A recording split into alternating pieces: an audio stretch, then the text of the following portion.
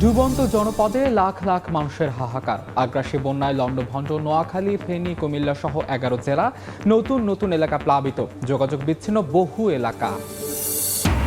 দুর্যোগ এক করেছে দল মত নির্বিশেষে সব শ্রেণী পেশার মানুষকে। সহায়তা নিয়ে টিএসসিতে মানুষের ঢল, গণত্রাণ সংগ্রহে ব্যস্ত বৈষম্য বিরোধী ছাত্র আন্দোলন। ভারতে পালানোর সময় কানাইঘাট সীমান্ত থেকে আটক সাবেক বিচারপতি মানিক, সাবেক চিফ হুইপ আসম ফিরোজ গ্রেফতার। আজ আদালতে তোলা হবে সালমান আনিস দীপুকে।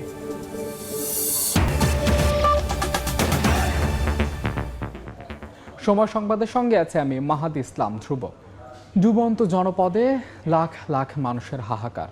আগ্রাসী বন্যায় লন্ডভন্ড নোয়াখালী, ফেনী, কুমিল্লা, চট্টগ্রাম সহ দক্ষিণ পূর্বাঞ্চলের 11 জেলা। প্লাবিত হচ্ছে নতুন নতুন এলাকা।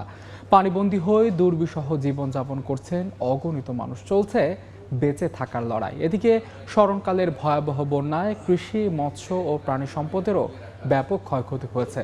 ফেনী ও নোয়াখালীর বন্যা কবলিত এলাকা ঘুরে বিস্তারিত জানিয়েছেন আতাউর কাউসার।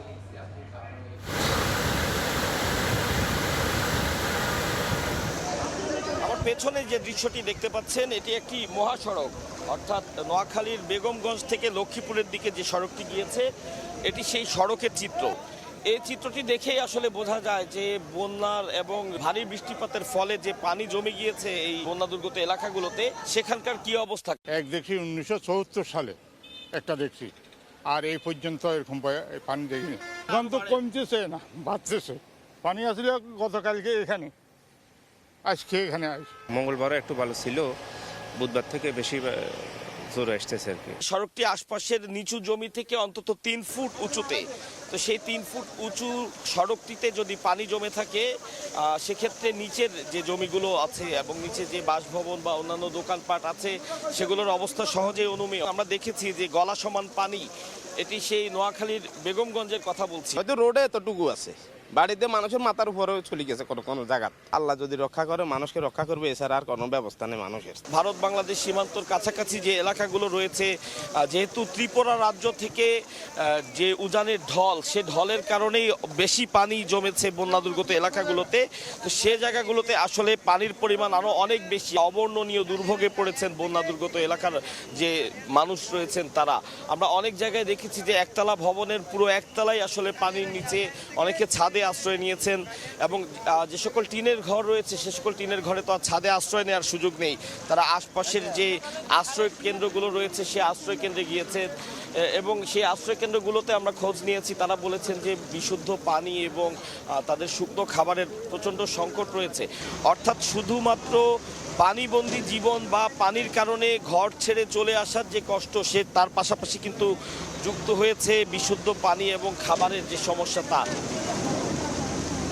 আমরা দেখেছি যে মানুষের মধ্যে যে ভ্রাতৃত্ববোধ, মানুষের প্রতি যে ভালোবাসা, তার একটি উজ্জ্বল নিদর্শন গত বেশ কদিন ধরে আমরা দেখতে পাচ্ছি। যে যেভাবে পারছে মানুষকে সাহায্য করছে, কেউ পানি দিয়ে, কেউ খাদ্য দিয়ে, কেউ আশ্রয় দিয়ে, প্রত্যেকে সাহায্য করছে, যেটি আসলে এই মুহূর্তে এই বানভাসী মানুষের জন্য সবচেয়ে বেশি প্রয়োজন।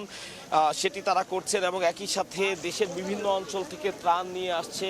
শুধু বাজারে কিছু লোকে ওখান থেকে টাকা কালেকশন করি, ওইখানে কিছু লোকের দিতেছে, আর টোটাল গ্রামে গঞ্জে কে কোথায় আছে কখনো কেউ নাই। আমি গতকালকের কথা একটু বলতে চাই। আমরা গতকালকে ফেনী মহিপাল এলাকায় ছিলাম। ঢাকা চট্টগ্রাম মহাসড়কের মহিপাল অংশে বারৈয়ারহাট থেকে মহিপাল পর্যন্ত পুরো সড়কটি পানির নিচে তলিয়ে গেছে এবং যার প্রেক্ষিতে চট্টগ্রাম থেকে বারৈয়ারহাটের পরে আর কিন্তু ফেনীর দিকে আসার কোনো সুযোগই নেই। তাও আমরা দেখেছি যে যেভাবে পারছেন হেঁটে তারা বারৈয়ারহাট থেকে অন্তত 20 কিলোমিটার হেঁটে মহিপালের দিকে আসছেন। অবর্ণনীয় কষ্ট, দুর্ভোগ আমরা দেখেছি গতকাল। এটি হচ্ছে তুলনামূলক কম দুর্ভোগ। যে অংশটির কথা আমি বলছি, এর চেয়ে বেশি দুর্ভোগ পোহাচ্ছে যারা ফেনী 6টি উপজেলা, বিশেষ করে ছাগলনাইয়া এবং ওই দিকের আশপাশের যে সকল মানুষ রয়েছেন, যারা সীমান্তবর্তী কাছাকাছি এলাকার মানুষ, তাদের সেখানে পানি অনেক বেশি পরিমাণে উঠেছে এবং আমাদেরকে যতটুকু জানিয়েছেন অনেকে, যে আসলে অনেকে তাদের আত্মীয় স্বজন বা পরিবার পরিজনের কোনো খোঁজ পাচ্ছেন না। বানভাসী জলের কারণে বিদ্যুৎ বিভ্রাটের সৃষ্টি হয়েছে। সেই এলাকাগুলোতে আজকে 3-4 দিন ধরে বিদ্যুৎ নেই। স্বাভাবিকভাবে মোবাইল টাওয়ারগুলো কাজ করছে না। কেউ আসলে তাদের স্বজনদের খোঁজও নেওয়ার মতন কোনো উপায় নেই। যেদিকেই চোখ যায় শুধু পানি এবং গাছপালা যা দেখা যাচ্ছে, এবং মাঝে মাঝে কিছু ঘরবাড়ি। এমন বেশ কিছু জায়গা রয়েছে যে জায়গাগুলোতে আসলে নৌকা দিয়ে যাওয়া ছাড়া আর কোনো উপায় নেই, এবং এই একটি জিনিসের সংকট আমাদের নজরে এসেছে। যেহেতু এটি আশপাশে খুব নদীবহুল কোনো এলাকা না, এখানে কিন্তু বড় ধরনের কোনো নৌকা আগে থেকে যে এখানে ছিল এমন নয় বিষয়টি। অনেককেই আমরা দেখেছি ঢাকা থেকে ট্রাকে করে নৌকা তারা ভাড়া করে নিয়ে আনছেন, এবং সেই নৌকা দিয়েই উদ্ধার কাজ চালাচ্ছেন, ত্রাণ কাজ চালাচ্ছেন। এবং আমরাও চেষ্টা করেছি যে কোনো একটি নৌকায় করে ভেতরে গিয়ে যতটুকু সম্ভব মানুষের দুর্ভোগ তুলে আনা যায়। তো আমরা দেখেছি যে এমন অনেক জায়গা আছে যেখানে নৌকা ছাড়া যাওয়ার কোনো উপায় নেই, যার কারণে সেই জায়গাগুলোতে যে সকল মানুষরা আটকে রয়েছেন অনেককেই সেই নৌকার অপ্রতুলতার কারণে তাদেরকে সেখান থেকে উদ্ধার করে আনা সম্ভব হয়নি। অনেকে বলছেন যে মূল সড়কের কাছাকাছি যারা আশ্রয় কেন্দ্রে আছেন বা যারা মূল সড়কের আশেপাশে কিছু বাসভবনে আটকা পড়েছেন তারা যত সহজে ত্রাণ পাচ্ছেন, যারা আরও ভেতরে অবস্থান করছেন তারা কিন্তু সেই ত্রাণটি অত সহজে পাচ্ছেন না। ফেনীতে বেশ কিছু হাসপাতাল রয়েছে, হাসপাতাল থেকে বেশ কিছু রুগীকে এবং সদ্যজাত শিশুদেরকে সেখান থেকে উদ্ধার করে আনা হয়েছে সেই নৌকা দিয়ে। এবং আমরা দেখেছি সেনাবাহিনী, ফায়ার সার্ভিস এবং অন্যান্য যে সকল সরকারি সংস্থা বা বাহিনীগুলো রয়েছে তারা অক্লান্ত পরিশ্রম করছে। সেনাবাহিনীর হেলিকপ্টার দিয়ে সেই রিমোট যেই প্লেসগুলো রয়েছে, যেসব জায়গায় আসলে নৌকা ছাড়া যাওয়ার কোনো সুযোগ নেই এবং নৌকার অপ্রতুলতার কারণে সেদিকে যাওয়া যাচ্ছে না, সেনাবাহিনী এক একটি বাসার ছাদের উপরে সেনাবাহিনীর হেলিকপ্টার থেকে ত্রাণ ফেলছে এবং লাইফ জ্যাকেট তারা ছুঁড়ে মারছেন। এভাবে করে তারা তাদেরকে যতটুকু সম্ভব সাপোর্ট দেওয়ার চেষ্টা করছেন। গ্রামাঞ্চলে যে রিমোট এরিয়াগুলো রয়েছে, যেখানে দুর্গতরা রয়েছেন, যাদের কাছে আসলে পৌঁছানো যাচ্ছে না, তো যত বেশি সংখ্যক নৌকা যদি তারা আনেন সেক্ষেত্রে তারা কিন্তু তাদের কাছ পর্যন্ত পৌঁছাতে পারবেন। এই ছিল নোয়াখালীর এলাকার সর্বশেষ উপজেলা থেকে বন্যার সর্বশেষ তথ্য আমার কাছে। ফেনী সদর, পরশুরাম এবং সোনাগাজীতে এখনও হু হু করে বাড়ছে পানি। কোমর পানিতে দিন রাত কাটছে বানভাসীদের। তবে ফুলগাজী ও দাগনভূঞাতে পানি কমতে শুরু করলেও দুর্ভোগ কমেনি দুর্গতদের। বিস্তারিত জানাচ্ছেন রিপোর্টার আতিয়া সজল। স্মরণকালের ভয়াবহ বন্যা ফেনী জুড়ে শুরু হয়েছে। ফেনীর ফুলগাজী, পরশুরাম, ছাগলনাইয়া এবং বিভিন্ন জায়গায় শত শত মানুষের বিভিন্ন আহাজারি। তারা শুধু তাদের স্বজনদের সন্ধান পাচ্ছে না, সন্ধান না পেয়ে তারা দিক বিদিক ছুটতে আছে। রবিবার থেকেই কিন্তু মূলত বাঁধ ভেঙে পানি প্রবাহিত হতে থাকে পুরো জেলা জুড়ে, এবং এই যে পানি অব্যাহতভাবে ফেনীর ফুলগাজী, পরশুরাম দিয়ে একের পর এক লোকালয়ে প্রবাহিত হতে থাকে, সেই পানি কিন্তু আজ পর্যন্ত এখন বিভিন্ন নিম্নাঞ্চলে প্রবাহিত হচ্ছে। আপনাকে যদি বলি পুরো ফেনী জেলার চিত্র, সেক্ষেত্রে আমরা ফেনী শহরের শুধুমাত্র মহিপালের কিছু অংশ এবং টাং রোডের একটি অংশ থেকে ডিসি অফিস পর্যন্ত, জেলা প্রশাসন কার্যালয় পর্যন্ত সড়কটি রয়েছে, এটি ছাড়া পুরো ফেনী পানিতে তলিয়ে রয়েছে। ফেনীর যে ব্যবসায়িক কেন্দ্রগুলো রয়েছে, তাকিয়া রোড, ইসলামপুর রোড, সেখানে কিন্তু শত শত যে ব্যবসায়ীদের, বড় বড় ব্যবসায়ীরা, পাইকারি যারা আড়তদার এবং মহিপালের বিভিন্ন আড়তদার, তারা যেটা বলছেন যে তাদের মালামাল ভিজে কোটি কোটি টাকার মালামাল নষ্ট হয়ে গিয়েছে। অন্য বছর যে একাধিকবার বন্যার কবলে পড়ে, সেক্ষেত্রে কিন্তু আমরা দেখেছি যে অল্প শুধুমাত্র ফুলগাজী, পরশুরামের মধ্যেই সীমাবদ্ধ থাকে, সেটি 2 দিন 3 দিন পরেই হয়তো কিছুটা কন্ট্রোলে চলে আসে। কিন্তু এবার দেখেছি সেটা পুরোটাই একটি ব্যতিক্রম চিত্র দেখাচ্ছে। দেখতে পাচ্ছেন মানুষের বাসাবাড়ির মধ্যে অনেকের যারা নিচতলার বিল্ডিংয়ে রয়েছে তাদের জানলার উপরে বা অর্ধেকের বেশি পানি হয়ে তাদের বাড়িঘরের চরম দুর্ভোগ তৈরি হয়েছে। সমন্বয় না করার কারণে এক জায়গায় অনেক ত্রাণ যাচ্ছে, অনেক উদ্ধারকর্মী যাচ্ছে, আবার কোনো কোনো জায়গায় কেউ পৌঁছাচ্ছেই না। এই কারণে স্থানীয় যেটা বলছেন যে এখন যত দ্রুত সম্ভব জেনারেটর দিয়ে মোবাইল নেটওয়ার্কটা চালু করা এবং বিদ্যুৎ সংযোগটা যতদূর সম্ভব এলাকাভিত্তিক চালু করা, সেই সাথে জেলা পর্যায় থেকে একটি কন্ট্রোল রুম খুলে যে যারা যেখান থেকে ত্রাণ দিতে আসছেন তারা যেন এগুলো ত্রাণ ঠিকমতো সঠিকভাবে সমভাবে বন্টন হয় সেটা ব্যবস্থা নেওয়া। সেই সাথে কিন্তু গতকাল থেকেই বাংলাদেশ সেনাবাহিনী কিন্তু হেলিকপ্টার উদ্ধার অভিযান চালাচ্ছে, এবং যদিও আবহাওয়াটা কিছুটা ভালো থাকার কারণে উদ্ধার অভিযানে কিছুটা জোর পাচ্ছে। আমাদের কোস্টগার্ডও কিন্তু এখানে উদ্ধার অভিযান চালাচ্ছে। সেই সাথে কিন্তু যেটা চালাচ্ছে স্থানীয় যেটা বলছেন সেটা পর্যাপ্ত নয়। তারা জানাচ্ছেন এটা আরও লজিস্টিক সাপোর্ট এবং ম্যান পাওয়ার উদ্ধারের জন্য আরও বেশি বাড়ানো দরকার। এই ছিল আমার কাছে ফেনীর বন্যা পরিস্থিতির সবশেষ। সচিবালয়ে বন্যা পরিস্থিতি নিয়ে ব্রিফিং করছেন দুর্যোগ ব্যবস্থাপনা ও ত্রাণ মন্ত্রণালয়ের অতিরিক্ত সচিব KM আলী। সরাসরি যাচ্ছি সেখানে। লক্ষ্মীপুরে 10 লক্ষ টাকা, 500 মেট্রিক টন চাল, 5 লক্ষ টাকা গোখাদ্য, 5 লক্ষ টাকা শিশু খাদ্য বাবদ। খাগড়াছড়িতে 10 লক্ষ টাকা, 500 মেট্রিক টন চাল। কক্সবাজারে 20 লক্ষ টাকা 500 মেট্রিক টন চাল, 5 লক্ষ টাকা শিশু খাদ্য এবং 5 লক্ষ টাকা প্রাণী খাদ্য বাবদ দেওয়া আছে। সর্বমোট এই 11টা জেলাতে 3,52 লক্ষ নগদ টাকা, 20,150 মেট্রিক টন চাল, 15,000 প্যাকেট শুকনা খাবার, 35 লক্ষ টাকা শিশু খাদ্য বাবদ এবং 35 লক্ষ টাকা গোখাদ্য বাবদ আমরা পাঠিয়ে দিয়েছি। আর জেলাগুলোতে কাজ করছে বৈষম্য বিরোধী ছাত্র আন্দোলন যারা সমন্বয়ক রয়েছেন তারা, স্থানীয় জনসাধারণ, সেনাবাহিনী, নৌবাহিনী, মেডিকেল টিম, এছাড়া ফায়ার সার্ভিস, সিভিল ডিফেন্স এবং অন্যান্য যারা এখান থেকে স্বেচ্ছাসেবক বৃন্দ আছেন তারা একসাথে সমন্বিতভাবে কাজ করছেন। আর আমাদের যে কন্ট্রোল রুমের কথা যেটা আপনারাও দিয়েছেন টিভি টেলপে, যে সার্বক্ষণিক খোলা রয়েছে। আর ফেনী, নোয়াখালী, চট্টগ্রাম, ব্রাহ্মণবাড়িয়া, কুমিল্লা, হবিগঞ্জ, লক্ষ্মীপুর জেলায় যে আছে বন্যা কার্যক্রম আছে, এমনি ব্যবস্থাপনা কার্যক্রম আছে, সেখানে নৌবাহিনী, সেনাবাহিনী, civil service, fire service, civil defence force, তারপর কোস্টগার্ড, ছাত্র প্রতিনিধিগণ, বিজিবি সবাই জেলা পরিষদে সমন্বিতভাবে কাজ করছেন। আর ফেনীতে একটা ফিল্ড হাসপাতাল প্রস্তুত করা হয়েছে, সেখানে সেনাবাহিনী এবং সিভিল সার্জন কার্যালয়ের যে ডাক্তার আছে সমন্বিতভাবে যারা বন্যা পীড়িত তাদেরকে চিকিৎসা দেওয়া হচ্ছে। আর আমাদের এই মন্ত্রণালয়ের দায়িত্ব নিয়োজিত মাননীয় উপদেষ্টা তিনি এই মুহূর্তে ফেনীতে অবস্থান করছেন এবং ওখান থেকে ওই অঞ্চলের সব কিছু পরিদর্শন করছেন এবং পরিবীক্ষণ করছেন ওখানে সরেজমিনে উপস্থিত থেকে। আর ফেনীতে একটা ভিসেট চালু আছে, আপনারা জানেন যে এই সময়ে ওখানের সাথে যোগাযোগ বিচ্ছিন্ন হয়ে গেছিলো, ভিসেট চালু করে এখন যোগাযোগ মোটামুটি আমরা করতে পারছি। এই ছিল আমাদের তরফ থেকে, আপনাদের যদি কিছু বলার থাকে। আচ্ছা, আর বন্যা পরিস্থিতি যদি বলেন সেটা হলো আগামী 24 ঘন্টায় বন্যা পরিস্থিতি উন্নতি হবে, এরকম আমাদের পূর্বাভাস রয়েছে। আমি তথ্য আকারে বলি, সেটা আবহাওয়া সংস্থার সঙ্গে তথ্য অনুযায়ী আগামী 24 ঘন্টায় দেশের উত্তর পূর্বাঞ্চল এবং তৎসংলগ্ন উজানে ভারী বৃষ্টিপাতের সম্ভাবনা নেই। এই সময়ে মৌলভীবাজার, হবিগঞ্জ জেলার মনু, খোয়াই, ধলাই নদী এবং সংলগ্ন এলাকা বন্যা পরিস্থিতির উন্নতি হবার সম্ভাবনা রয়েছে।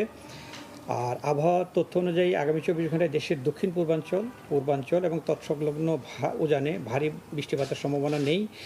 এই সময় এই অঞ্চলে ফেনী, কুমিল্লা, চট্টগ্রাম জেলাসমূহের মহুরী, ফেনী, গোমতী, হালদা এই নদীগুলোর বন্যা পরিস্থিতি উন্নতি হবে আশা করা যাচ্ছে। সচিবালয়ে বন্যা পরিস্থিতি সংক্রান্ত ব্রিফিং করছেন দুর্যোগ ব্যবস্থাপনা সংক্রান্ত অতিরিক্ত সচিব, সরাসরি যুক্ত ছিলাম সেখানে। বন্যা পরিস্থিতির সবশেষ খবর জানাতে এই মুহূর্তে ফেনীর দাউন ভূঁইয়া এলাকায় আছেন রিপোর্টার আতাউর কাউসার, কুমিল্লা সদর উপজেলার আমরাতলী এলাকায় আছেন সহকর্মী ইস্তিয়াক আহমেদ। সরাসরি শুরুতেই যাচ্ছে কাউসারের কাছে। কাউসার, আমি এই মুহূর্তে আছি দাগনভূঞা চুঙ্গারপুর এলাকায় এবং এই জায়গাটিতে গতকালকেও আমি এসেছিলাম, সে সময় এখানে পানি ছিল 1 হাঁটু পরিমাণ। এখন কিন্তু দেখাই যাচ্ছে যে সেই পানিটি বেড়ে কোমর পরিমাণ হয়েছে, অর্থাৎ এক রাতের মধ্যে এদিকের পানি অনেক পরিমাণে বেড়েছে।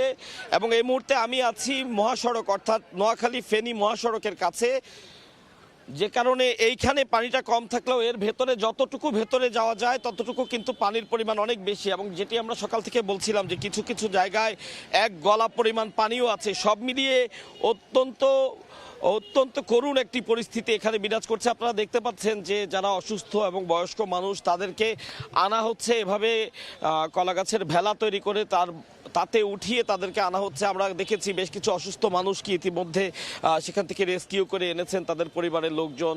কিছু ছোট শিশু তাদের সাথে ছিল, এমনটিও আমরা দেখেছি। বয়স্ক একজন বৃদ্ধ এই মাত্রই একটি ভেলায় করে তাকে এখানে আনা হয়েছে, এখন নিরাপদ আশ্রয়ে নেওয়া হচ্ছে।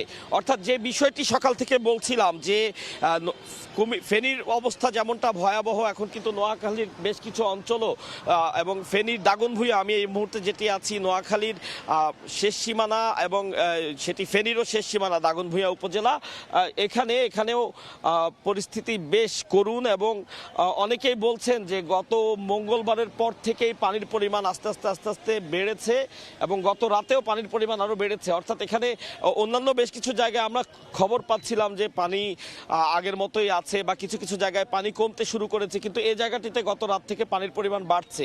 এবং এখানকার যারা বাসিন্দা রয়েছেন তাদের সাথে আমরা কথা বলেছি, তারা বলেছেন যে যারা যারা সুযোগ পেয়েছেন আশপাশের আশ্রয় কেন্দ্রে তারা অবস্থান করছেন বা তারা সরে যেতে পেরেছেন, অনেকেই আছেন এখনো ভেতরে যাদেরকে আসলে আশ্রয় কেন্দ্রে নেওয়ার সুযোগ হয়নি। তো যে বিষয়টি সকাল থেকে বলছিলাম যে নৌকা অত্যন্ত প্রয়োজনীয় একটি বিষয় হয়ে দাঁড়িয়েছে। নৌকার অভাবে অনেককেই আসলে রেস্কিউ করে আনা যাচ্ছে না, বা ভেলায় আনতে গিয়েও ছোটোখাটো নানা দুর্ঘটনার শিকার হতে হচ্ছে মানুষকে।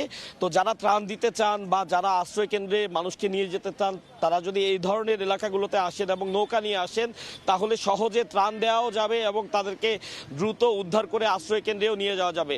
যেমনটি আমি বলছিলাম যে আরেকটি ভেলায় করে কিছু মালামাল নিয়ে আনা হচ্ছে এবং একজন মানুষকেও আমরা দেখছি সেই ভেলায় আছেন। অর্থাৎ যে যার শেষ সম্বল যতটুকু বাঁচানোর সুযোগ রয়েছে ততটুকু নিয়েই তারা আশ্রয় কেন্দ্রে যাওয়ার চেষ্টা করছেন। এবং তারা বলছেন যে ত্রাণের বিষয়টি আসলে অপ্রতুল, খুব বেশি পরিমাণে ত্রাণ এখানে মানুষ পায়নি এখনো। অনেক দূর দূরান্তে 2-3-4 কিলোমিটার পর্যন্ত এমন এমন ঘরবাড়ি রয়েছে যেগুলো পানির কারণে মানুষ যেতে পারছে না এবং তাদেরকে রেস্কিউ করাও সম্ভব হয়নি, তাদের কাছে ত্রাণও পৌঁছানো সম্ভব হয়নি। তো সেই বিষয়গুলো আলাদাভাবে নজর দেওয়ার জন্য কর্তৃপক্ষ এবং প্রশাসনের কাছে তারা আহ্বান জানিয়েছে। তো যেমনটি বলছিলাম যে ফেনীর অবস্থাও গতকালকে থেকে আমরা দেখেছি যথেষ্ট বাজে অবস্থা ছিল, এবং যেহেতু সেটি সীমান্তবর্তী একটি জেলা এবং ত্রিপুরার ওই দিক থেকেই উজানের পানির ঢলটি নেমেছিল, সে কারণে ফেনীর অবস্থা খুব করুণ ছিল। সীমান্তবর্তী আরেকটি জেলাও আছে যেটি কুমিল্লা, সেখানেও আমরা শুনেছিলাম যে ধীরে ধীরে পানি বাড়ছে। তো কুমিল্লার সর্বশেষ তথ্য জানতে কুমিল্লায় আছেন আমাদের সহকর্মী ইশতিয়াক আহমেদ, তার কাছে যেতে চাই। তার আগে বলি এই ছিল ফেনীর দাগনভূঞা থেকে সর্বশেষ তথ্য আমার কাছে। যে বৃহস্পতিবার রাতে কিন্তু কুমিল্লা বুড়িচং উপজেলা 16 নং ইউনিয়নের যে বুরবুরিয়া গ্রামটি, সেখানে কিন্তু নদী বাঁধ ভাঙে এবং প্লাবিত হওয়া শুরু করে এবং পানি কিন্তু পুরো ইউনিয়নে অর্থাৎ যে গ্রাম থেকে কিন্তু শুরু হয় প্লাবিত হওয়া, এবং সেখানে প্রায় 35টি গ্রাম কিন্তু একেবারে প্লাবিত হয়ে পড়ে এবং আমরা জানতে পেরেছি যে প্রায় 45,000 পরিবার এই মুহূর্তে এই বুড়িচং উপজেলায় পানিবন্দী রয়েছে। এবং একটা বিষয় জানা রাখতে চাই আপনাদেরকে যে যেসব পরিবারগুলো পানিবন্দী রয়েছে সেই সব পরিবারগুলোকে ইতিমধ্যে কিন্তু বিভিন্ন ধরনের ত্রাণ দেওয়ার জন্য বিশেষ করে স্বেচ্ছাসেবক যে সংগঠনগুলো রয়েছে, বিশেষ করে ছাত্ররা এবং যে বিভিন্ন বিশ্ববিদ্যালয়, কলেজ এবং স্কুলে যে শিক্ষার্থীরা রয়েছে তারা কিন্তু ত্রাণ নিয়ে ওই বুড়িচং উপজেলায় যাচ্ছে এবং যারা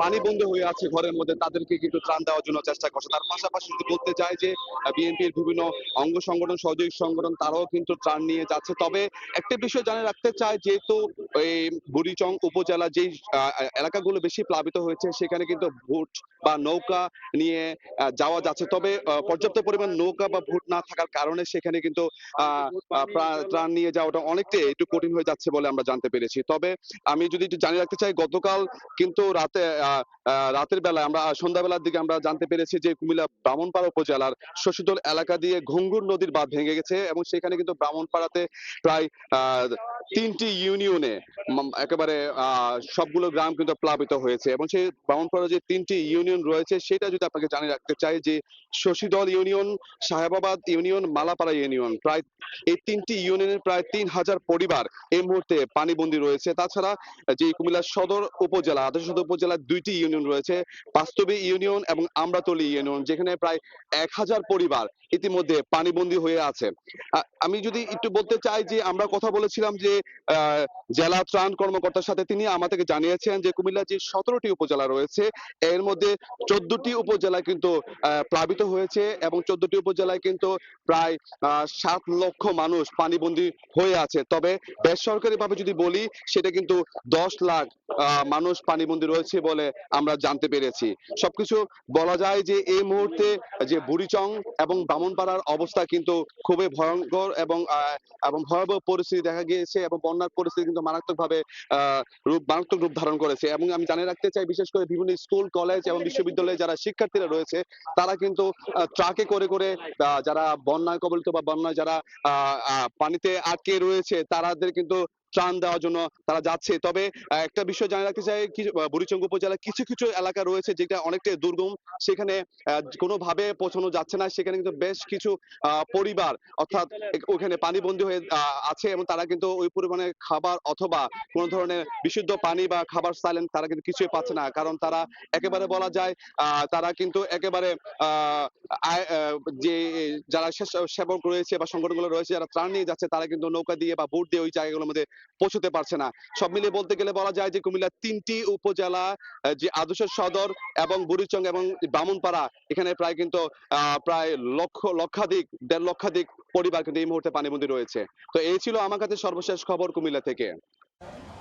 বন্যা পরিস্থিতির সবশেষ খবর জানতে সরাসরি যুক্ত ছিলাম কুমিল্লায়, তার আগে যুক্ত ছিলাম ফেনীতে। মৌলভীবাজারে মনু নদীর পানি বেড়ে প্লাবিত হয়েছে 5 উপজেলা। পানিবন্দী হয়ে পড়েছেন 2 লাখের বেশি মানুষ। রাস্তাঘাট ঘরবাড়ি তলিয়ে থাকায় চরম দুর্ভোগে পড়েছেন বন্যার্তরা। বিস্তারিত জানিয়েছেন আমিনুল ইসলাম। গেল কয়েকদিন ধরেই সিলেটের মৌলভীবাজার জেলা, এই মৌলভীবাজার জেলার কিন্তু বেশিরভাগ নিম্নাঞ্চল কিন্তু এই পানিতে ডুবন্ত ছিল এবং এখানকার যেসব মানুষজন রয়েছেন তারা কিন্তু অনেকটাই দুর্ভোগ পোহাতে হয়েছে। গেল 3 দিন ধরে যে পানিটি ছিল সেটি মনু নদের পানি, এবং মনু নদের পানি সচরাচর এখানকার বাসিন্দারা যেটি বলেছেন যে সেটি সচরাচর এই মৌলভীবাজার শহরে প্রবেশ করে না, কিন্তু বাঁধ ভেঙে যাওয়ার কারণে কিন্তু মনু নদীর পানি এখানকার যেসব হাওরগুলো রয়েছে সেগুলো মারিয়ে লোকালয়গুলোতে ঢুকে পড়েছে এবং এখানকার বেশিরভাগ সড়কগুলো কিন্তু এই গেল 3 দিন ধরে ডুবন্ত ছিল। আজকে কিছুটা পানি কমেছে, যদিও আসলে বৃষ্টিপাত বন্ধ রয়েছে, কিন্তু ভারতের ভেতর থেকে আসা পানি প্রবাহ কিন্তু মানুষজনের মনে ভীতির সৃষ্টি করেছে। যদি হাওরটি কানায় কানায় পূর্ণ হয়ে ওঠে তাহলে এই পানির প্রবাহ এরকম থাকবে না, স্থানীয় যেসব বাসাবাড়ি রয়েছে সেই বাসাবাড়িতে ঢুকে পড়বে। যদিও গেল কয়েকদিন ধরে সিলেট থেকে মৌলভীবাজার গামী যেসব সড়ক রয়েছে সেই সড়কগুলো ডুবন্ত ছিল এবং মৌলভীবাজার থেকে কুলাউড়া যাওয়ার যে রাস্তাগুলো ছিল সেগুলো ডুবন্ত ছিল। আজকে কিছুটা উন্নতি হয়েছে বলা যায়। সব বুড়াই আসলো, সেটা সব বুড়াই আসলো পানি। এবারে ফিশারি আছে, প্রচুর ফিশারি আছে, সবগুলো ফুলকোর ফিশারি সব বুড়িয়া গেছে। বান সংস্কার না হওয়ার কারণে এই বানটা ভাঙ্গিয়া এদিকে পানির যে প্রবাহ সেই পানির প্রবাহ এখনো রয়েছে। এটি ভারতের মেঘালয় অংশের পানি এবং মেঘালয় এলাকায় ভারী বৃষ্টিপাত অব্যাহত থাকার কারণে কিন্তু সীমান্ত পেরিয়ে যেসব নদ নদীগুলো রয়েছে, বিশেষ করে কুশিয়ারা, মনু, সুরমা সহ বেশ কয়েকটি নদী দিয়ে আসলে এই পানি বাংলাদেশে প্রবেশ করছে। নিম্নাঞ্চলের মানুষকে সতর্ক রাখা হয়েছে। সেনাবাহিনীর পর্যায় থেকে অনেক জায়গাতে মেডিকেল টিমের তৎপরতা বাড়ানোর জন্য বলা হয়েছে, এমনটি আমরা স্থানীয়দের কাছ থেকে জানতে পেরেছি। স্থানীয় পর্যায় থেকে যেটি জানতে পেরেছি যে উপজেলা প্রশাসন থেকে শুরু করে মৌলভীবাজার জেলা প্রশাসন যে ক্ষতিগ্রস্ত মানুষজন রয়েছেন তাদের পাশে দাঁড়িয়েছেন। ত্রাণ সহায়তা যেটি দেওয়া হচ্ছে সেটি অপ্রতুল আরো বাড়াতে হবে। তো এই অবস্থার মধ্য দিয়ে আসলে মৌলভীবাজার জেলার মানুষজনের যে ভোগান্তির চিত্র সেটি এখনো রয়েছে, তবে তাদেরকে এই পানি থেকে মুক্তি পেতে হয়তো কিছুটা সময় লাগবে। তো এই ছিল আসলে আমার কাছ থেকে সর্বশেষ।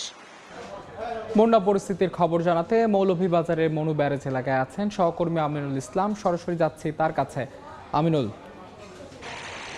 গেল কয়েক বছরের মধ্যে মৌলভীবাজারবাসী এত বড় বন্যার সম্মুখীন হননি। 4 দফা বন্যায় এবারই প্রথম এত উচ্চতা নিয়ে আসলে মনু নদীর পানি প্রবাহিত হচ্ছে। আমরা এই মুহূর্তে মনু নদীর তীরে রয়েছি।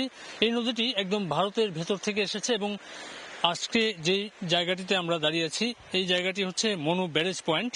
এই ব্যারেজে গেল 1-2 বছরের মধ্যে এত উচ্চতা পানি কখনো দেখেনি পানি উন্নয়ন বোর্ড। প্রায় বিপদসীমার 44 সেন্টিমিটার উপর দিয়ে এই মনু ব্যারেজ পয়েন্টের পানি প্রবাহিত হচ্ছে, যা মৌলভীবাজারের প্রায় 4টির বেশি উপজেলার মানুষের দুর্ভোগের কারণ হয়ে দাঁড়িয়েছে। এই মুহূর্তে এই স্লুইস গেটটিতে সবকটি কপাট খুলে দেওয়া আছে এবং এই পানির প্রবাহ ক্রমান্বয়ে নিচু যে এলাকাগুলো রয়েছে সেদিকে যাচ্ছে। এখন পর্যন্ত পানি উন্নয়ন বোর্ড এবং এখানকার কৃষি কর্মকর্তাদের যেসব তথ্য রয়েছে আমার কাছে, কৃষি অফিস জানিয়েছে যে মৌলভীবাজারে এখন পর্যন্ত আমনের যে বীজতলা এবং রূপা আমন যেটি রয়েছে এর মধ্যে প্রায় 42,000 হেক্টর জমি পানিতে তলিয়ে গিয়েছে এবং এই কারণে মৌলভীবাজারের এবারের যে আমনের মৌসুমে যে ক্ষতিটি হয়েছে সেটি কৃষকদের ব্যাপক ক্ষতি বলে উল্লেখ করেছেন কৃষি কর্মকর্তারা। পানি উন্নয়ন বোর্ড বলছে যে এই পানির প্রবাহ ততক্ষণ পর্যন্ত থাকবে যতক্ষণ পর্যন্ত ভারতের মেঘালয়ের অভ্যন্তর থেকে এরকম পানির প্রবাহ থাকবে। প্রায় 3 থেকে 4টি জায়গায় মনু নদীর পানি বৃদ্ধি পেয়ে যে বাঁধগুলো ছিল সেই বাঁধগুলো ভেঙে গ্রামগুলো প্লাবিত হয়েছে এবং মানুষজনের ভোগান্তির যে সৃষ্টি করেছে।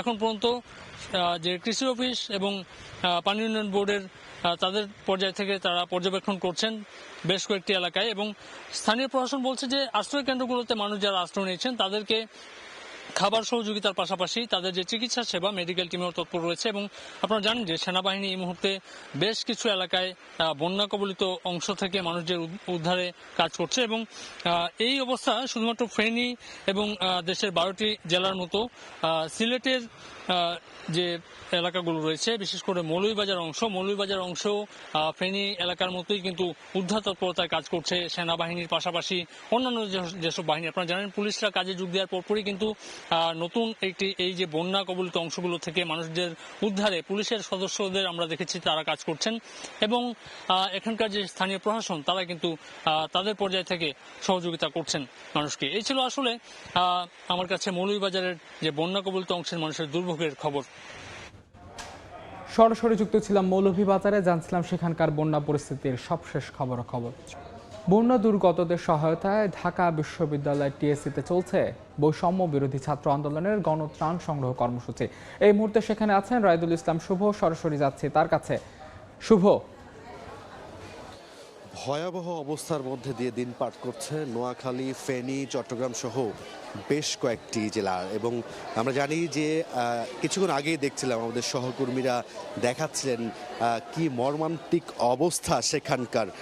সেই যে বন্যার্থ মানুষগুলো, অসহায় মানুষগুলোর পাশে দাঁড়াতেই কিন্তু সারা দেশের মানুষ হাত বাড়িয়ে দিয়েছেন। এবং আমরা এই মুহূর্তে টিএসসিতে রয়েছি। টিএসসিতে আমরা দেখতে পাচ্ছি যে সাধারণ শিক্ষার্থীরা কিন্তু এই বৈষম্য বিরোধী ছাত্র আন্দোলনের শিক্ষার্থী সহ সকল শিক্ষার্থীরা কিন্তু এই অংশ নিয়েছে এই ত্রাণ সামগ্রী সংগ্রহতে।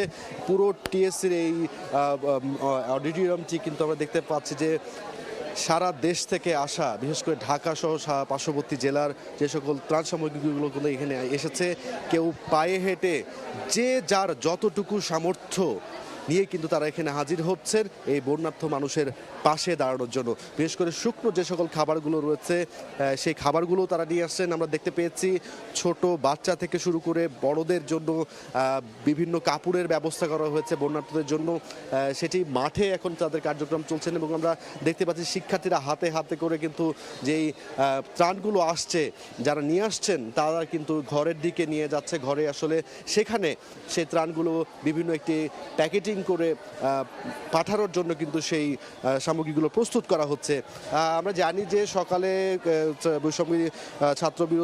বৈষম্য বিরোধী ছাত্র আন্দোলনের যে শিক্ষার্থীরা ছিলেন তাদের সাথে আমরা কথা বলেছি। তারা যেমনটি বলছেন গতকাল থেকে কিন্তু এখন পর্যন্ত প্রায় 1.5 কোটি টাকার মতো অনুদান তারা সংগ্রহ করেছে এবং সাধারণ মানুষরা কিন্তু ব্যাপক হারে সাড়া দিচ্ছেন এই তাদের বন্যার্থদের মাসে দাঁড়ানোর জন্য। এবং আমরা দেখতে পেয়েছি যে এই যে বিশেষ করে একটি মুড়ির প্যাকেট হাতে নিয়ে আসছেন, কেউ বিস্কিটের প্যাকেট হাতে নিয়ে আসছেন, কেউ একজন রিক্সাওয়ালাকেও আমরা দেখেছি যিনি কিনা আসলে তার যে সামর্থ্য সেই সামর্থ্যটুকু নিয়ে বন্যার্থদের পাশে দাঁড়িয়েছে। এই যে একটি দেশে ক্রান্তি মুহূর্ত চলছে, বিশেষ করে দক্ষিণাঞ্চলে যে সকল জেলাগুলো ভয়াবহ চিত্র আমরা বিভিন্ন গণমাধ্যম সহ সামাজিক মাধ্যমগুলোতে দেখতে পাচ্ছি যে তারা কি ভয়ঙ্কর একটি অবস্থার মধ্যে পার করছে। সেই অবস্থাতে কিন্তু কেউ আর ঘরে বসে নেই। যারা সেখানে পারছেন না উপস্থিত হতে, তারা আসলে এই যে ঢাকা বিশ্ববিদ্যালয় সহ বিভিন্ন জায়গাতে বিভিন্ন সংগঠন করে তারা ত্রাণগুলো সংগ্রহ করছেন এবং সেই বন্যার্থদের মাঝে পৌঁছে দেওয়ার চেষ্টায় অক্লান্ত পরিশ্রম করে যাচ্ছেন। তো সবকিছু মিলিয়ে টিএসসি থেকেই ছিল আমার কাছে সবশেষ। অপেশাদার আচরণ বাহিনীকে ছাত্র জনতার মুখোমুখি দাঁড় করিয়েছে বলে মন্তব্য করেছেন ডিএমপি কমিশনার মোহাম্মদ মাইনুল হাসান। সকালে রাজধানীর মিন্টো রোডে ডিএমপি মিডিয়া সেন্টারের সংবাদ সম্মেলনে তিনি কথা বলেন। পেশাদারিত্ব পুলিশের মূল টার্গেট থাকবে বলেও জানান তিনি। বৈষম্য বিরোধী ছাত্র আন্দোলনে ভিআইপিদের ভূমিকা জানতে তাদের জিজ্ঞাসাবাদ করা হচ্ছে বলে জানান ডিএমপি কমিশনার। সাম্প্রতিক যে গণ আন্দোলনে যে হত্যাকাণ্ড যেগুলো হয়েছে এই সকল মামলায় তারা আমাদের নিকট রিমান্ডে আছেন। তো আমরা মূলত এই সকল বিষয়ে তাদের দিক থেকে যে সকল সহযোগিতা বা ধরেন তারা বিভিন্নভাবে হয়তো কেউ অর্থ নিয়োগ করেছেন, কেউ হয়তো পরামর্শ দিয়েছেন, অনেকে আবার বিভিন্ন সময়ে বক্তৃতা বিবৃতি দিয়ে এটাকে উৎসাহিত করেছেন। আমরা এই সকল বিষয়ে এই মুহূর্তে জিজ্ঞাসাবাদ করছি যে তাদের ইনভলভমেন্টটা এটা পরিষ্কার হওয়ার জন্য। সকল পুলিশ বাহিনীর সঙ্গে সবাই পেশাদারিত্বের সাথে কাজ করবে। কে কোন জেলা থেকে আসলো বা কোথেকে আসলো এটি আমাদের বিবেচনার বিষয় নয়। আমরা চাই এটি সুন্দর সুশৃঙ্খল পুলিশ বাহিনী তৈরি করতে, যেখানে সকল পুলিশ সদস্যের আচরণ হবে পেশাদার। চট্টগ্রামে বন্যায় ডুবেছে 9 উপজেলা। এখন পর্যন্ত 5 জনের মৃত্যুর খবর পাওয়া গেছে। এই মুহূর্তে চট্টগ্রামের ফটিকছড়িতে আছেন রিপোর্টার শফিকুল আলম, সরাসরি যাচ্ছে তার কাছে। শফিক, সবাই হাতে হাত মিলিয়ে কিন্তু বন্যার্থীদের পাশে দাঁড়িয়েছে বিভিন্ন সংগঠন এবং বিশ্ববিদ্যালয়ের শিক্ষকরাও কিন্তু হাতে হাত রাখে দাঁড়িয়েছে। এই মুহূর্তে চট্টগ্রাম বিশ্ববিদ্যালয়ে যে মৃত্তিকা বিজ্ঞান বিভাগের শিক্ষার্থীরা এবং শিক্ষকরা রয়েছেন এবং চট্টগ্রামের ফটিকছড়ি স্টুডেন্ট অ্যাসোসিয়েশনের যে চট্টগ্রাম বিশ্ববিদ্যালয়ের যে শিক্ষার্থীরা তারা কিন্তু একটি গ্রুপ হয়ে বিভক্ত হয়ে কিন্তু তারা ত্রাণ সামগ্রী তারা বিভিন্ন জায়গায় বিতরণ করছেন। একটু যে আমরা সামনে একটু শিক্ষকের সাথে একটু কথা বলার চেষ্টা করি, আমরা ছবিতেই চলবে স্যার একটু কথা বলার চেষ্টা করি। আপনারা চট্টগ্রাম বিশ্ববিদ্যালয়ের পক্ষ থেকে কী পণ্যগুলো দেওয়া হচ্ছে, কী সেবা দেওয়া হচ্ছে? আসলে আমরা চিটাগাং ইউনিভার্সিটির মৃত্তিকা বিজ্ঞান বিভাগের আমরা ছাত্রছাত্রী প্লাস শিক্ষকরা এসেছি। এখানে আমরা শুকনো খাবার নিয়ে আসছি, সেটা হচ্ছে চিরা আছে, আমাদের গুড় আছে, প্লাস আমাদের ব্রেড আছে, বিস্কিট আছে। এটার পাশাপাশি আমাদের এখানে মোমবাতি আছে, লাইটার আছে, তারপরে সাবান আছে, আমাদের এখানে ফিটকিরি আছে যাতে পানি পিউরিফিকেশন করে পানি খেতে পারে সেটা। আর আমরা কিছু শুকনো কাপড় চোপড়ও নিয়ে আসছি এটা আর কি। হ্যাঁ স্যার, এই বিপদের সময় ওষুধও দিচ্ছি আমরা, আপনার নাপা এক্সট্যান্ড, তারপরে হলো ওই যে পেটের পীড়ার জন্য ফ্লাজিল 400 গ্রাম, এমোডিস 2 রকমের ওষুধ দিচ্ছে, খাবার স্যালাইন দিচ্ছি আমরা, প্রায় 10-11টা আইটেম আমাদের প্রতি ইয়াতে। আচ্ছা, সাবেক ফটিকছড়ি স্টুডেন্ট অ্যাসোসিয়েশন সভাপতি এবং যে কোটা আন্দোলনের অন্যতম সমগ্রদের মধ্যে যারা জড়িত হয়েছে তাদের একজনের সাথে কথা বলার চেষ্টা করব। আসলে ভাই, আপনারা কি সেবা দিচ্ছেন এবং পুনর্বাসনের জন্য কি পরিকল্পনা আছে একটু? ধন্যবাদ। ফটিকছড়ি স্টুডেন্ট অ্যাসোসিয়েশন পক্ষ থেকে আসলে বন্যার ব্যাপারে আমরা প্রথম থেকে একটা ভালো প্রিপারেশন নিয়েছিলাম। এর মধ্যে আমরা প্রায় 30-40টা টিমের সাথে আমরা একসাথে একযোগে কাজ করেছি। বিভিন্ন জায়গায় প্রত্যন্ত অঞ্চলে দুর্যোগপূর্ণ এরিয়ার মধ্যে আমরা ত্রাণ সামগ্রী বিতরণ করেছি এবং এর সাথে সাথে আমাদের চট্টগ্রাম বিশ্ববিদ্যালয়ে আমার ডিপার্টমেন্ট মৃত্তিকা বিজ্ঞান বিভাগ সহ বিভিন্ন ডিপার্টমেন্টের শিক্ষার্থীরা আমাদের সাথে একযোগে ত্রাণ কার্যক্রম চালাচ্ছেন এবং এর বন্যা পরবর্তী আমরা আরও কিছু বিষয় নিয়ে আমরা কাজ করব। seটা হচ্ছে পুনর্বাসন এবং হচ্ছে যে মহামারী বা পানিবাহিত যেসব রোগ সেগুলো নিয়ে কাজ করার প্ল্যান আছে। এবং যারা আসছে তাদেরকে ধন্যবাদ। আমরা আসলে বিভিন্ন সংগঠনের পক্ষ থেকে যেভাবে দেওয়া হচ্ছে ঠিক চট্টগ্রাম বিশ্ববিদ্যালয়ের শিক্ষকদের পক্ষ থেকে এবং স্টুডেন্টের পক্ষ থেকে ফটিকছড়ি স্টুডেন্টসের পক্ষ থেকে বিভিন্ন ত্রাণ সামগ্রী এখানে বিতরণ করা হচ্ছে। তো এই ছিল আমার কাছে আসলে সর্বশেষ তথ্য। সরাসরি যুক্ত ছিলাম চট্টগ্রামে, জানছিলাম সেখানকার বন্যা পরিস্থিতির সবশেষ খবরাখবর। কাপ্তাই হ্রদের পানি বেড়ে যাওয়ায় ডুবে গেছে সিম্বল অফ রাঙামাটি খ্যাত ঝুলন্ত সেতু। ঝুঁকি এড়াতে বন্ধ করে দেওয়া হচ্ছে পর্যটক পারাপার। বিস্তারিত জানাতে সেখান থেকে সরাসরি যুক্ত হচ্ছেন রিপোর্টার হেফাজত সবুজ, যাচ্ছে তার কাছে। হেফাজত, রাঙামাটির যে আইকন ঝুলন্ত সেতু, সেই ঝুলন্ত সেতুটি আজকে 2 দিন যাবত পানিতে নিমজ্জিত আছে। যার কারণটি হচ্ছে যে এখানে গত 7 দিন যে টানা বৃষ্টি হয়েছে, বৃষ্টির পরে আপনার উজান থেকে নেমে আসা পানি, এই পানির ফলে আসলে কাপ্তাই হ্রদের পানি বৃদ্ধি পাওয়াতে এই সেতুটি এখন তলিয়ে আছে। এই সেতু তলিয়ে যাবার কারণে এখানে আসলে ব্রিজে পর্যটক চলাচলের উপরে নিষেধাজ্ঞা জারি করেছে। আপনারা দেখতে পাচ্ছেন যে বিভিন্ন স্থান থেকে পর্যটকরা এই যে বোট নিয়ে এসেছেন, তারা আসলে এখানে এসে মোটামুটি একটু ঘুরে দেখছেন। কিন্তু আমরা কথা বলেছিলাম কিছুক্ষণ আগে কয়েকজন পর্যটকের কাছে, তারা যেটা আমাদেরকে বলেছেন যে এত দূর দূরান্ত থেকে প্রচুর কষ্ট করে তারা রাঙামাটিতে এসেছেন এই ঝুলন্ত সেতুটি দেখার জন্য। ঝুলন্ত সেতু দেখতে না পেয়ে তারা এক ধরনের হতাশা এবং ক্ষোভ জানিয়েছেন যে প্রতি বছরই এই সেতুটি এভাবে ডুবে যাচ্ছে। তো কর্তৃপক্ষ আসলে এই বিষয়ে নজর দেওয়া উচিত, না হলে রাঙামাটি পর্যটনের যে সুনাম আছে সেটি আসলে ধীরে ধীরে নষ্ট হবে এবং আগ্রহ হারাবে পর্যটকরা। আমরা এখানে কথা বলেছিলাম স্থানীয় যারা বোট চালক আছেন, তারাও আসলে বলেছেন যে যেহেতু সেতু ডুবে গেছে সেহেতু এই ঘাটে আর তেমন কোনো পর্যটক আসছেন না। পর্যটক না আসার কারণে তাদের বোটগুলো এখন অলস ঘাটে পড়ে আছে, তাতে তাদের আসলে আয় রোজগার একেবারেই বন্ধ হয়ে গেছে। এখানে একটি কথা বলে রাখি, 1986 সালে বাংলাদেশ পর্যটন কর্পোরেশন 325 ফিট দৈর্ঘ্যের এই সেতুটি তৈরি করেন এবং এই সেতুটি রাঙামাটির পর্যটনের শিল্পের একটি আইকন হিসেবে এখন পরিচিতি লাভ করেছে। তো যে চলমান ঢলের কারণে এখানে যে সেতু ডুবে গেছে, এই ছিল আমার কাছে সর্বশেষ। সরাসরি যুক্ত ছিলাম কাপ্তাই হ্রদে, জানছিলাম সেখানকার বন্যা পরিস্থিতির সবশেষ খবরাখবর। দেশের বাইরের বন্যা পরিস্থিতির খবর। কয়েকদিনের টানা ভারী বৃষ্টিতে ভূমিধস ও ভয়াবহ বন্যায় বিপর্যস্ত ভারতের ত্রিপুরা। এরই মধ্যে মৃতের সংখ্যা বেড়ে দাঁড়িয়েছে 23 জনে। গৃহহীন হয়ে পড়েছে 65,000-এর বেশি মানুষ। আগামী 3 দিন রাজ্যটির 4 জেলায় ভারী বৃষ্টিপাতের পূর্বাভাস দিয়েছে আবহাওয়া অধিদপ্তর।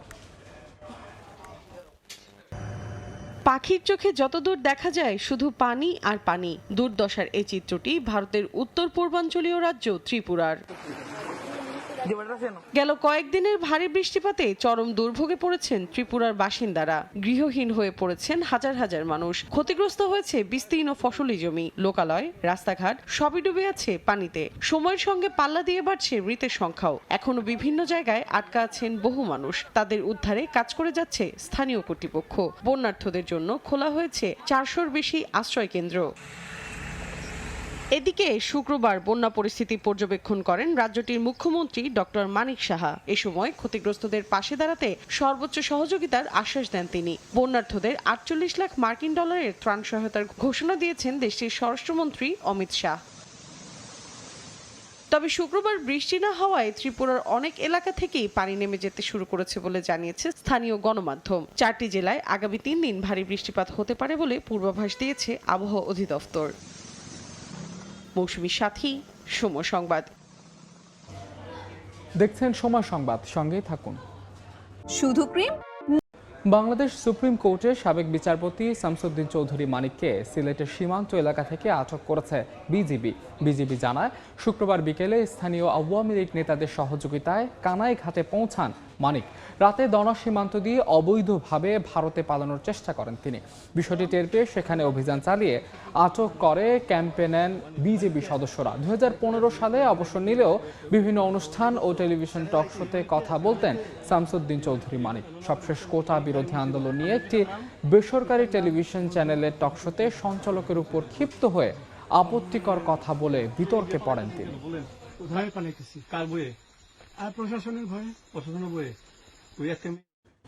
জাতীয় সংসদের সাবেক চিফ হুইপ আসম ফিরোজকে গ্রেফতার করেছে পুলিশ। শুক্রবার রাতে রাজধানীর বনানী থেকে তাকে গ্রেফতার করা হয়।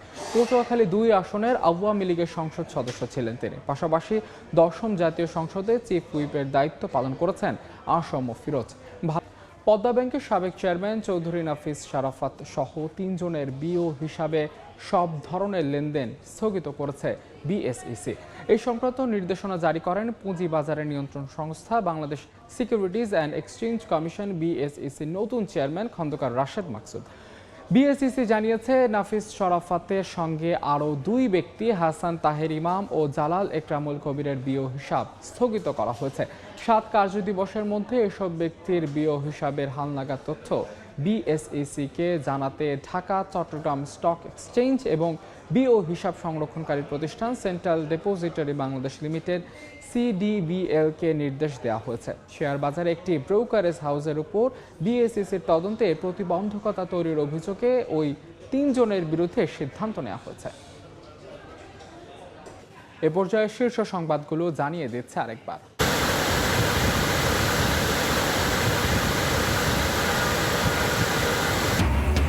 ডুবন্ত জনপদে লাখ লাখ মানুষের হাহাকার, আগ্রাসী বন্যায় লন্ডভন্ড নোয়াখালী, ফেনী, কুমিল্লা সহ 11 জেলা। কিছু জায়গা থেকে পানি নামলেও দুর্বিষহ জীবনযাপন। দুর্যোগ এক করেছে দলমত নির্বিশেষে সব শ্রেণী পেশার মানুষকে। সহায়তা নিয়ে টিএসসিতে মানুষের ঢল, গণত্রাণ সংগ্রহে ব্যস্ত বৈষম্য বিরোধী ছাত্র আন্দোলন।